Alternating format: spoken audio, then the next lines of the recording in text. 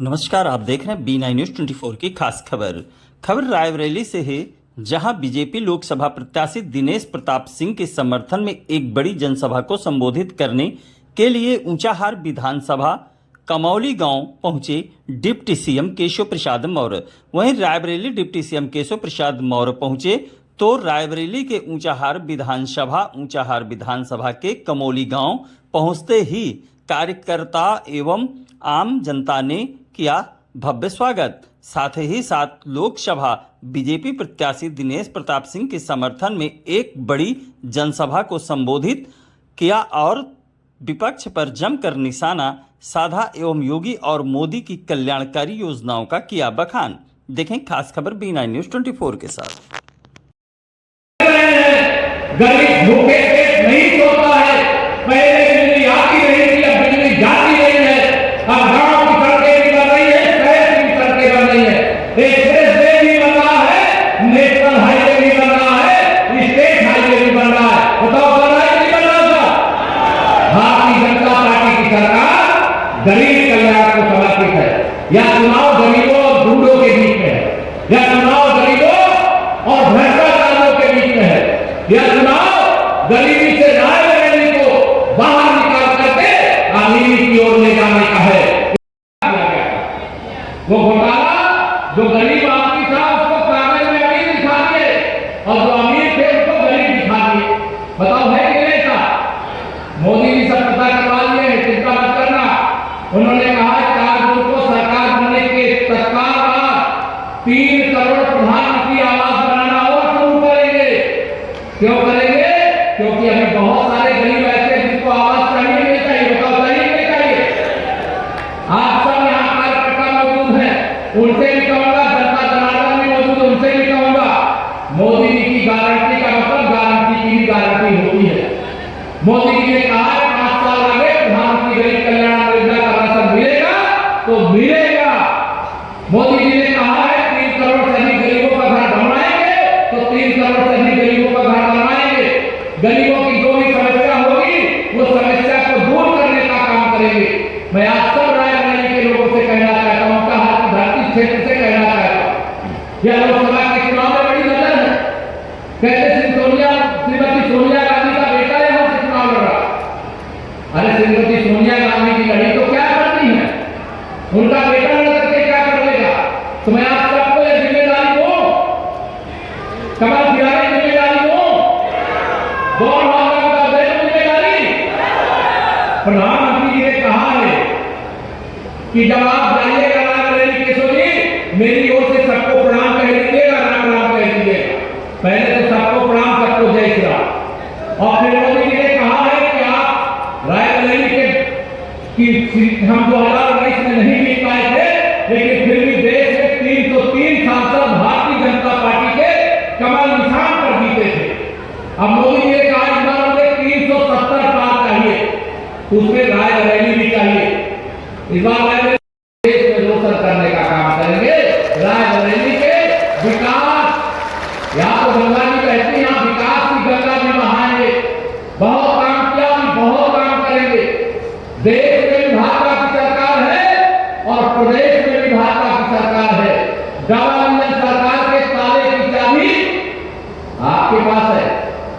जो चाहोगे इस क्षेत्र का विकास, इस क्षेत्र के गरीबों का विकास, इस क्षेत्र के किसानों का उत्थान, इस क्षेत्र के नौजवानों को रोजगार, इस क्षेत्र की महिलाओं का सशक्तिकरण, यही हमारा संकल्प है, हमारे मोदी जी का संकल्प है। आप बताओ, जिन मोदी जी के नेतृत्व में 3 साल से लगातार प्रधानमंत्री गरीब कल्याण योजना का राशन मिल रहा है और आगे मोदी जी ने कहा है 4 जून को 400 पार, तीसरी बार मोदी सरकार बनने के बाद यह राशन वितरण आगे 5 साल और चलता रहेगा। बताइए, अगर मोदी जी गरीब माँ बाप के बेटे नहीं होते तो गरीबों की जरूरत समझते क्या? ये राशन वितरण होता क्या? मिलता है कि राशन मिलता है? तो मिलता है कि मिलता? मोदी जी की सरकार है इसलिए राशन मिल रहा है। और अगर ये कांग्रेस वाले होते, एक यूनिट पे 5 किलो देते। कल मैं देख रहा था कांग्रेस के अध्यक्ष मल्लिकार्जुन खड़गे जी कह रहे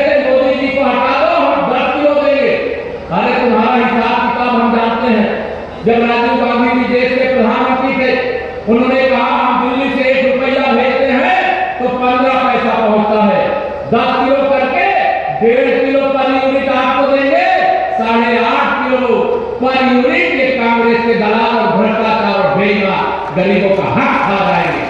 मोदी जी ने 52 करोड़ जनधन के खाते खोल करके 34 लाख करोड़ रुपया आपके खाते में सीधे भेजने का काम किया। अनेक लोगों के प्रधानमंत्री आवास बनाने का काम किया है, शौचालय बनाने का काम किया है, जो आजादी के बाद से अंधेरे में थे उनके घर में बिजली पहुंचाने का काम किया है, गैस का कनेक्शन पहुंचाने का काम किया है। ये सब चाहते हैं गरीबों की जो मदद हो रही है वो बंद हो जाए। बताओ आप चाहते हो बंद हो जाए क्या? 2 लाख बताओ चाहते हो क्या? देश के प्रधानमंत्री माननीय नरेंद्र मोदी जी गरीबों के लिए, पिछड़ों के लिए, दलितों के लिए, नौजवानों के लिए, महिलाओं के लिए पूरा दिन रात खपाने का काम करते हैं, दिन रात सेवा करने का काम करते हैं। ये कांग्रेस वाले मुद्दे के अलावा कुछ जानते हैं क्या? इनका लक्ष्य सत्ता में पहुंच जाओ, देश को लूट लो, गरीब को लूट लो, किसान को लूट लो। लेकिन भारतीय जनता पार्टी का लक्ष्य ऐसे लुटेरों को जांच करवा करके दोषी पाए जाने पर जेल भेजने का है। मोदी जी ने कहा है भ्रष्टाचार मुक्त भारत और गरीबों की गरीबी मुक्त भारत बनाने का काम करेंगे। यहाँ बैठे हुए तमाम लोग हैं, मैं आप सबसे पूछना चाहता हूँ 2014-2017 के पहले मैं रायबरेली के बारे में मेरी भी एक धारणा थी कि रायबरेली का तो गांधी खानदान यहाँ लगातार सत्ता में रहा है, यहाँ के सांसद रहे हैं, प्रधानमंत्री रहे, बड़े बड़े पोस्ट पर रहे हैं, यहाँ का बड़ा विकास हुआ होगा। लेकिन 2017 से उत्तर प्रदेश के मुख्यमंत्री के नाते तो मैं ही देख रहा हूं रायबरेली के विकास की बात तो की जाती थी, लेकिन रायबरेली का विकास नहीं किया जाता था। और अब की बार की मेरे पास सूचना है पक्की, पता नहीं आप लोगों को समझ में आया होगा, श्री राहुल गांधी जी किसी भी कीमत पर नहीं चाहते कि श्रीमती प्रियंका गांधी जी सांसद बने, और श्रीमती प्रियंका गांधी जी ने भी ठान लिया है कि आपकी रायबरेली से पिछली बार अमेठी से हरवाने में मदद किया था, इस बार रायबरेली से भी राहुल गांधी जी को हरा करके दिनेश प्रताप जी को जिताने में मदद करेंगे। मैं पूरा विश्वास के साथ कह सकता हूँ यह तरह का शिकार है। भारतीय जनता पार्टी की पूरे देश में लहर चल रही है, विपक्षी बौखलाए हुए हैं। 4 चरण के चुनाव में आप सबके आशीर्वाद से 270 सीटें जीत चुके हैं और 5वें चरण में रायबरेली सहित रायबरेली की जिम्मेदारी आप सबके कंधे पर है। पूरा करोगे? दोनों हाथ का करोगे, पूरा करोगे? एक वादा मेरा है जो दिनेश जी ने कहा कि चाहे गंगा जी पार करके सिराथू आओ और चाहे उसका हाथ निकल करके लखनऊ आओ, कोई समस्या नहीं है। आपके हाथ सुख दुख में आपके साथ खड़े हैं और खड़े रहेंगे। विकास किया है, विकास करेंगे। और दिनेश प्रताप जी को यहाँ हमारे देश के गृहमंत्री जी आए थे आपसे अपील करने के लिए, और मोदी जी तो है ऐसे कि मेरा कोई गरीब भूखा न रह जाए, क्योंकि वो गरीब माँ बाप के बेटे हैं। एक चाय की दुकान चलाते थे उनके पिताजी, उनकी माता जी घर में झाड़ू पोछा, दूसरे के घर में झाड़ू पोछा करती थी, उनके घर में भी बिजली नहीं थी, शौचालय नहीं था, पक्का घर नहीं था, दवाई का पैसा नहीं था, बिजली का कनेक्शन नहीं था, गैस का कनेक्शन नहीं था। और जब मोदी जी देश के प्रधानमंत्री बने तो उन्होंने कहा गरीबी के कारण जो मेरे माँ बाप ने कष्ट सहा है, उसी गरीब माँ बाप का बेटा देश का प्रधानमंत्री बना है तो गरीबों के आशीर्वाद से बना है। जो कष्ट गरीबी के कारण मेरे माँ बाप ने सहा है, इस देश के किसी गरीब को वह कष्ट नहीं सहने दूंगा, ये मोदी की गारंटी है। और गारंटी की गारंटी देते हुए आप सबका आशीर्वाद दिनेश प्रताप जी के लिए तो मांग ही रहा, ये ध्यान रखना, ये वोट तो दिनेश जी को मिलेगा कमल के फूट पर, लेकिन ये सीधा मोदी जी तक जाएगा।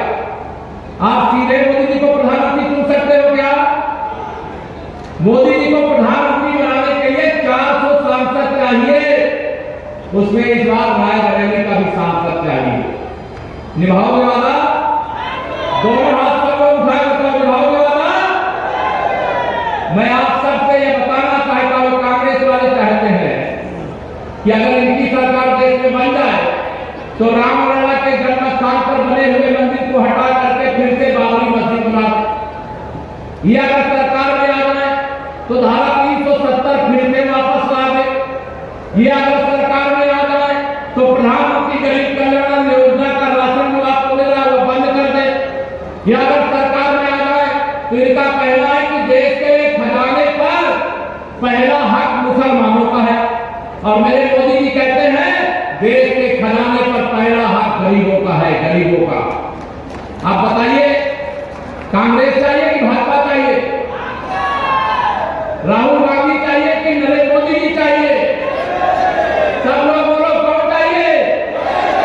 तो मोदी जी को लाने के लिए आपको कष्ट उठाना पड़ेगा। 20 तारीख को आपके यहाँ मतदान है, और उस मतदान के लिए अपील करने से पहले मैं आपसे कहना चाहता हूं, घर घर में खुशहाली पहुंचे, बस इतना फर्ज निभा देना, बाकी संबोधित कर देंगे। तुम कमल का बटन बोलो, कमल का बटन दबा देना। कांग्रेस का सूत्र साफ हो चुका है, यूपी से ही नहीं, श्रीमती प्रियंका वाड्रा जी कह रहे हैं कि हम अमेठी और रायबरेली दोनों जीते, भाषण तो दे रहे हैं लेकिन अंदर अंदर